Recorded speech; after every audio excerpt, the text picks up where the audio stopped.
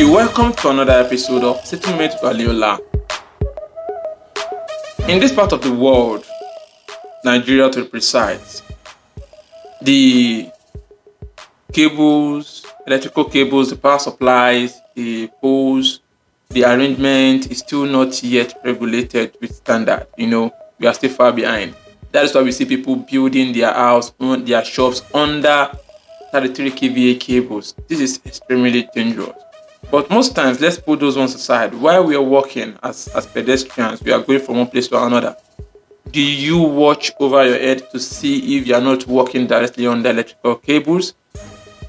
I'm going to show us a video that I did myself of what you should do when you see yourself walking on the electrical cables. Create some distance, minimum of 3 meters, 4 meters away from that direct cable path, the cable pathway. Create some kind of space and make sure that you are standing in a position where you can actually see the cable without trying to take your eyes too far. That is elevating your eyes to see the cable, so that you know that yes, comfortably you can see what's happening at an angle around you without necessarily having to take your heads off. This is very important. People have died as a result of walking under cables, and at that point in time, that was when the cable failed and they got electrocuted. Some because they're walking around the cable and they saw a pole, not to touch the pole.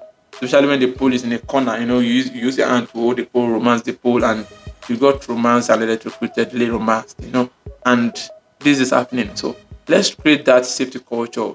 Watch over you and make sure that where you're walking is not directly under an electrical cable.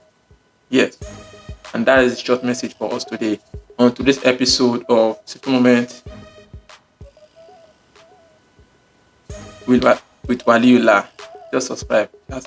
Please. Subscribe. So don't go. Come back. Subscribe. Just click. It's free.